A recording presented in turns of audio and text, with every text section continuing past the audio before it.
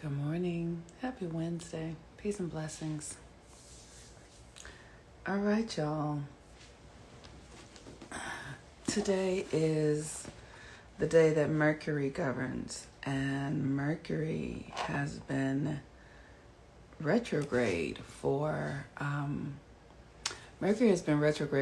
3 weeks, and the retrograde ended. Let's see, when did the retrograde end? I don't even really know. The retrograde ended on June 3rd, and we are now at June 8th.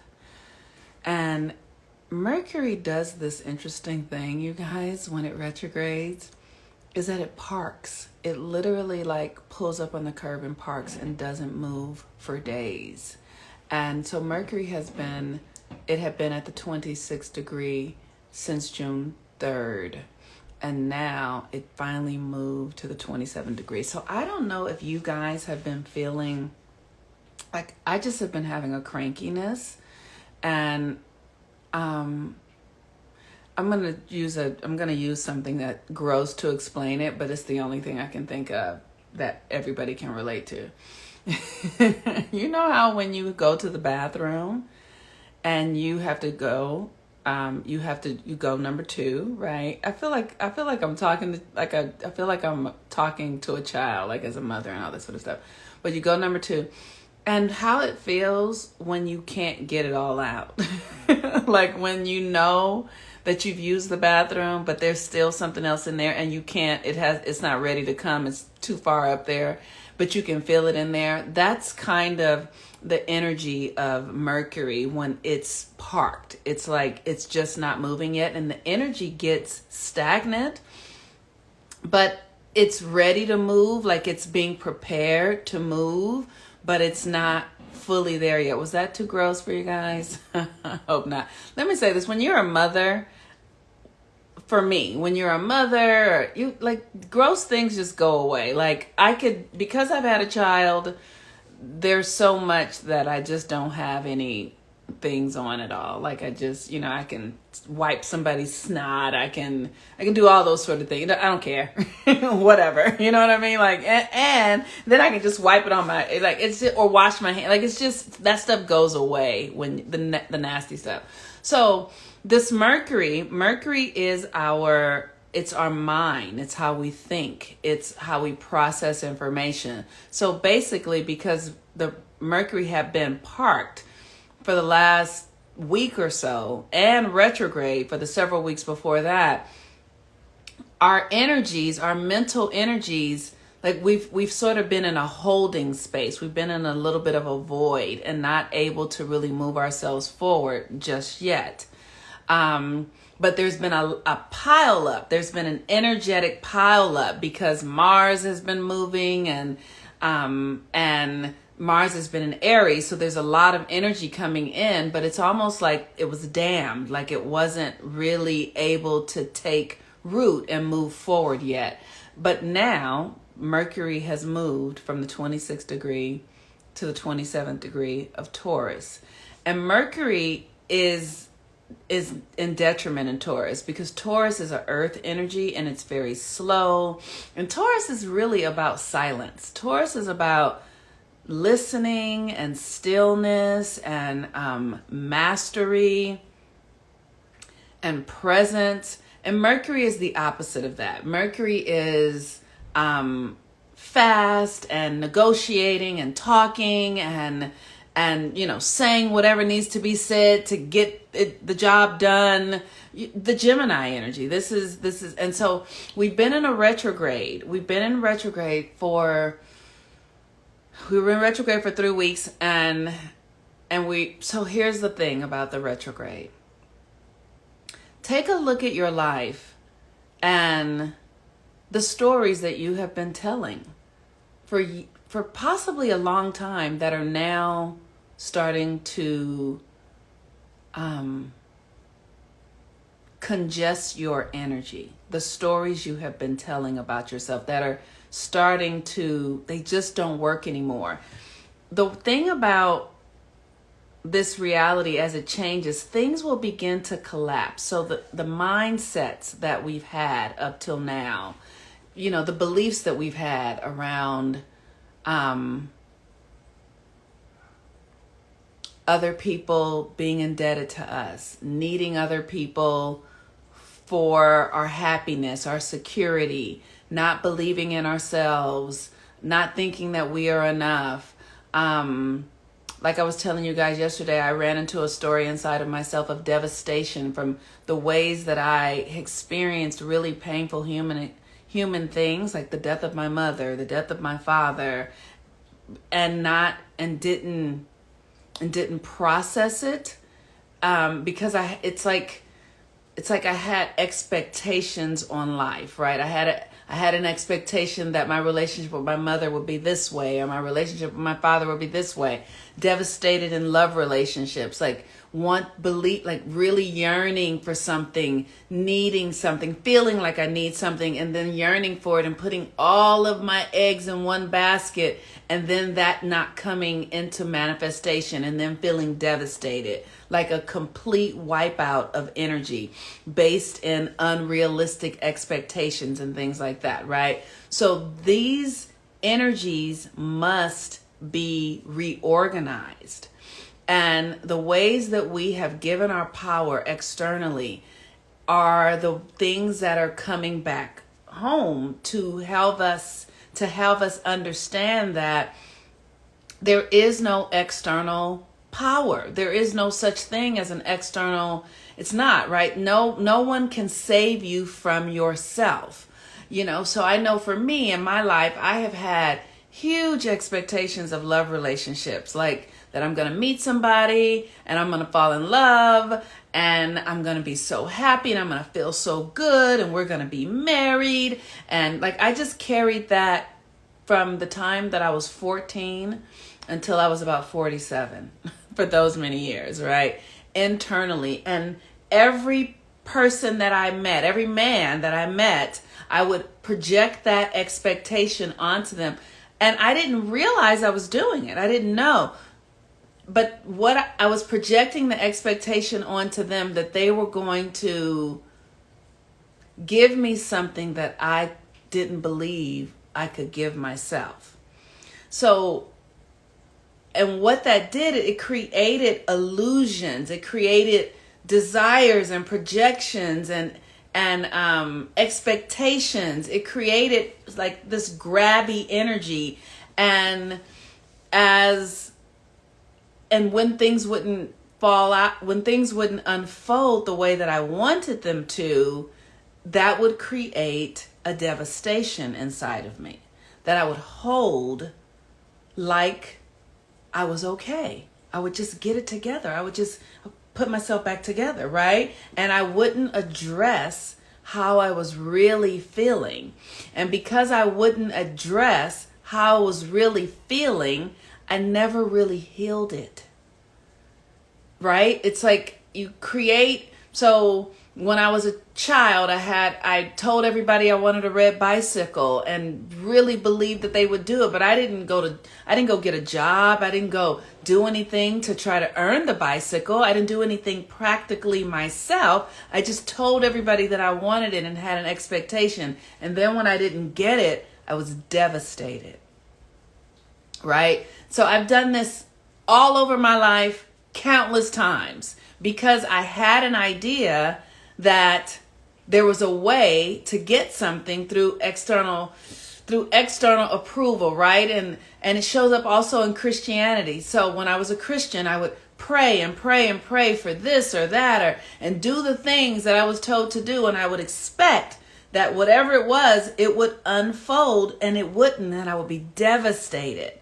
I was devastated, and devastation is like shattered energy. It's shattered, and you can't put it back together. It's like heartbreak. It's like right? And so this is the energy that I have been working to transmute in the Mercury retrograde. during the retrograde? What are the stories I've been telling myself? Oh, things don't really work out anyway. I can never have what I want. Everybody else has what they want, but I don't get to have what I want. I'm not enough. This isn't, all of those stories, all of those things that we tell ourselves, those become collections in our consciousness, like pieces of broken spirit that collect within us, that we must go and recover. You must recover it. And this is what the Saturn retrograde class is about. It's literally the class that I am offering to help us recover the broken parts of ourselves so that we can begin to reclaim ourselves, bring ourselves back into alignment with who we really are, right? So now I understand, because I understand my natal chart, I'm like, oh, no one was ever coming to rescue me. The reason I thought that I needed to be rescued was because my South Node in Libra from a past life. See, this is the thing. We have things from past lives and we don't even, the reality that they have given us to believe in is a fucking joke. It really is. As I study and understand, I'm like, oh, no wonder people are depressed and taking drugs and killing themselves and overeating, because we are so oppressed in our true nature and identity and way of being that we feel bad because we're not using our energy appropriately. We're not using it effectively, right? So once I saw in my natal chart, oh, in my past life, I had a husband who my life revolved around, or I was the husband who had a wife and the wife's life revolved around me in that way, right? And so I was looking, because that energy came from an old lifetime into this lifetime. I was yearning for it, my psyche was telling me to reach for it, so I was always reaching out rather than reaching in. And when I started reading my natal chart, I was like, oh shit, you're doing this the wrong way. You are the savior. No one's coming to save you. It's you.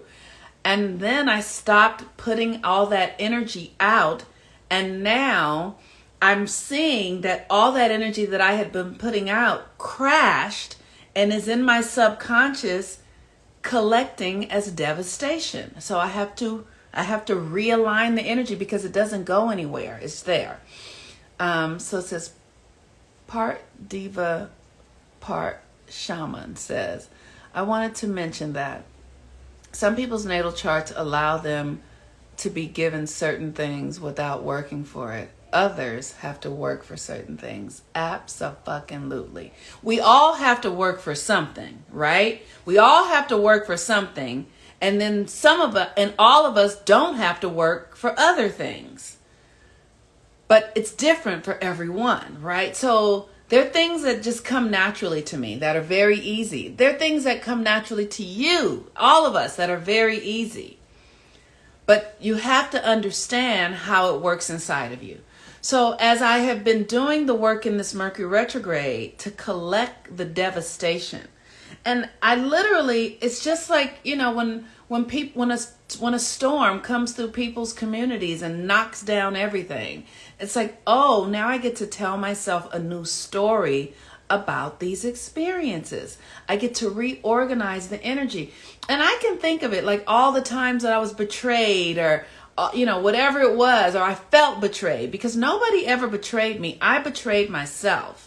Nobody ever devastated me. I devastated myself by believing that someone was going to need to rescue me. By not believing in myself, I was devastating myself. By not believing that I was enough for myself. By not believing that I needed something out.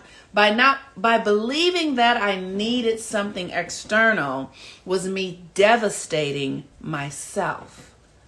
Gotta understand that, right? Nobody is ever fucking doing anything to us. Ever. They are only doing to us what we energetically create space and allow them to do, because we are doing it to ourselves. And that's the thing that I've had to get, that I've been doing this to myself. I've been doing this to myself. Now, I was doing it to myself for good reason, because the culture said, you need to get married. This will make you happy. So I was doing it to myself based upon the information that I was given. But my body, my spirit, my soul always knew, that's not for me. I'm not that. I'm no fucking lady. Like, that's the thing that the best thing that I love from the Game of Thrones. I think her name was Arya, when she says, I'm no lady. Because I'm no lady, right? Like, I'm just not that woman. I'm not the woman that is going to be somebody's wife and doing the things that is required of that. I have no interest in it. It's boring to me. But I try to do it because the culture said you should. And everyone else was doing it. So I was like, oh, well, let me get in line and do this. Because the people around me were doing it. I knew other people who were successful at it. And so it seemed like that's what I should be doing. But that is exactly not what I need to be doing. And so we all have to understand our relationship to reality and how it should function. Your relationship, because it's all mental, right? Right? Just not a fucking lady, right? It's just not how it is. You're going to have fun with me, though. You're going to have fun with me, but you're not going to put me in somebody's identity. We're going to have a good time, though. Anyway, so your mind around your identity, around who you are, your mind around how you feel about yourself, what you think about yourself, your mind around how you relate to others, how you communicate, your value, your mind around how you treat yourself, how you care for yourself, how you nurture yourself, your thinking around how you show up in love relationships, right? All of these things have hooks. All of these energies that I'm talking about are anchored in our thinking. Your daily routines, how you think about and practice and routine your life, how you relate to others, how you come into relationship with others. Like I said, I was coming into relationship with others believing that, I need a husband. I need to be saved. They're talking about this. So I came attempting to practice something that wasn't even true to who I am, right? So we have to really understand how we are using our mental faculties around these aspects of our, I feel like I want to say of our psychosis, but that is not the word. Some of it is psychosis of our psyche, though, right? What are we thinking about these? What are we thinking about relationships? What are we thinking about our bodies? What are we thinking about this reality? What are we thinking about our connection to the divine? What do we think? What are the stories we tell ourselves about it? And so as Mercury is completing its retrograde, what I'm seeing is that I have had to realign my story around my own value, who I really am. And I was holding my value that I believed that I needed another or others in order to actually be valuable. And now I'm seeing that is not true. I need to be true to myself and love myself and honor my individuality. And that is what is necessary. I need to love myself wholeheartedly. And so this is the work that we're doing. Mercury retrograde. Mercury is about to go back into Gemini. It's at the 27th degree of Taurus, and the 27th degree is the degree of peace. Peace, right? And Taurus is the energy of being at peace with what is. Like, literally, it's not about figuring things out. It's about feeling it. Like, really. So yesterday I just spent the day feeling, what does devastation feel like? Because initially I was like, let me transmute this. And then Spirit was like, no. You created it. And I was like, I created it. Yes, you created it by abandoning yourself. You created it. Do not run from your creations. What does devastation feel like? Don't be ashamed of it. Don't abandon it. What does it feel like? And just the emptiness of it, the solitude of it, the scarcity of it. And as I was walking down the street yesterday, it was really interesting. And I was walking down the street and there was a man sleeping on the street. We have an incredible homeless experience happening here in Los Angeles. There was a black man sleeping on the street. He had beautiful chocolate skin. His hair was cut low. He was naked and he was wrapped in a blanket, and there was a wheelchair sitting next to him, and he didn't have a leg. And I was walking, and Spirit said, and I turned my head away, and Spirit said, look at you turning your head away from this. Look at you. And so I looked back and I envisioned I saw a part of me, my essence, go over to him and just give him love and energy. And as I kept walking, and Spirit asked me, like, what is it about that that's hard? I was like, it's just hard to watch somebody in that condition. And Spirit said, why? Because it's devastating. Well, feel that, take it in. So I took it in, and it was uncomfortable. It's uneasy for me. I have a hard time. I have had a difficult time watching people in very challenging circumstances. So I went to do what I needed to do, and I came back walking down the opposite side of the street. Maybe it's 30 minutes later. And as I'm walking, I see police cars and two people, a black man on a bike and a black woman standing near something, and I hear somebody screaming, and the police cars are coming, the sirens. It's the man. It's the man that I had walked past on the way back. And Spirit said, now look at the man that you were in your story of, and your experience of your own devastation, and now look at what's happening. The police are here. All this sort of chaos is going on, and he was yelling, and he was naked, right? So that's why they were there. He was completely naked, and so I just stood and prayed, and then I turned around and walked across the street because I didn't want to walk by. I couldn't really walk through because there was, it was becoming a little bit of a blockade. And then I walked across the street and crossed the street and walked back, and then I saw him there were people around him. He was sitting in his wheelchair. He was naked. And he was defending himself. He didn't want to be fucked with. And I was like, I get it. But it was really a beautiful testament to see, like, my own experience of being with humans, being with my own devastation, being with other humans in their own devastation, and the story we tell about it. And eventually I was able to ask myself, where am I in that? Where am I in that experience? Where can I find myself just, really, really wanting to protect myself, really afraid of others, like really trying to protect my own energy, being at odds with the reality, everyone else on that side. Where is that inside of me? Where am I in that? And I just sat with it. And I'm still sitting with it.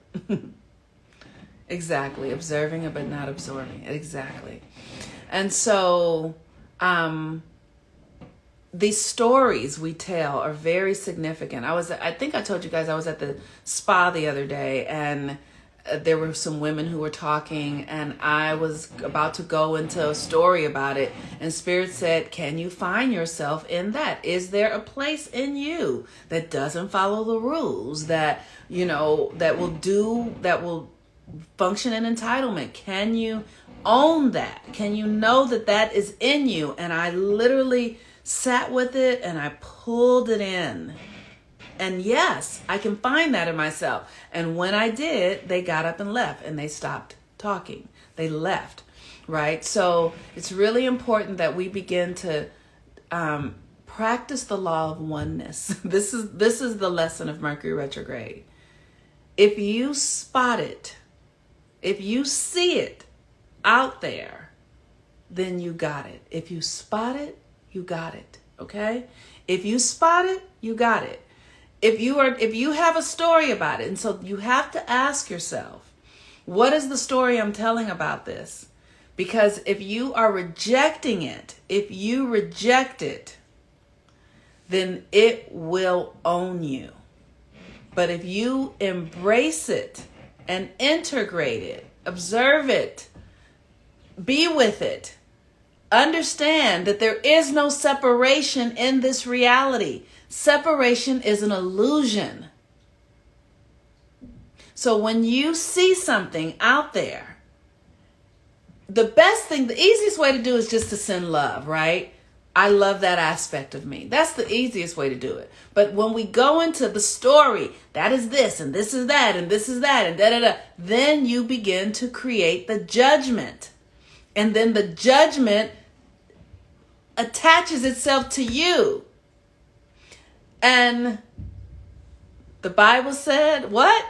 Judge not, so that you will not be judged. And that is the law of Mercury retrograde. Judge not, so that you will not be judged. Love everything. Love everything. And when you cannot love it, don't step over it. Ask yourself, why am I not accessing love here? What is the block? What is the block? And the block will show itself to you, and then you can love that part of yourself, and then you can integrate it. All right, y'all. I love you guys. Saturn retrograde. Tomorrow is the last day. For those of you who want to join the Saturn retrograde class, the class is $330. It's from June 4th to October 23rd. The first official class is on Saturday morning. Everything is recorded. We're going to be working on breaking family curses, karmic binds, releasing ourselves from patterns and ways of being that no longer serve us.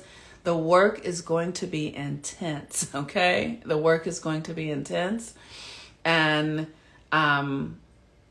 but it's going to be freeing as fuck. And if you are ready to move into your power and have your magic, if you're ready to see yourself and understand who you are so that you can free yourself, this is the work. This is it. I'm very, very excited for it.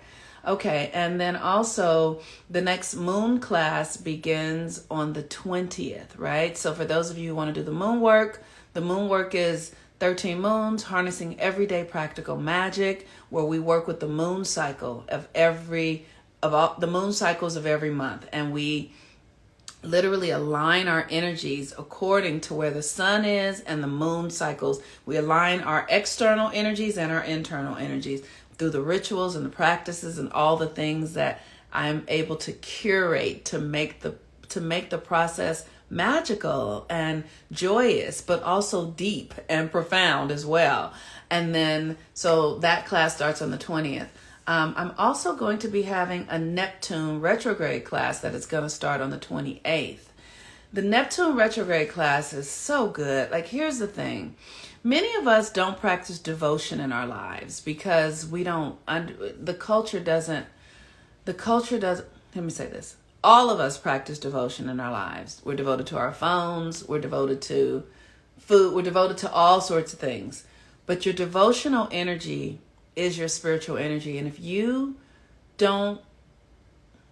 haven't learned how to be devoted, like Muslims who pray 5 times a day, like I am devotional in my life. This is why I can show up and do things every day, and because I am devotional. I let God make love to me. I really do. I open myself up and I allow spirit to dwell within me, and it gives me power. It does. Like, it's the only thing that ever really does and really works. So if you are needing to understand devotion and power, the Neptune retrograde class is going to be for you, and it starts June 28th. All right. Peace and blessings, everyone. I'll talk to you later. Bye-bye.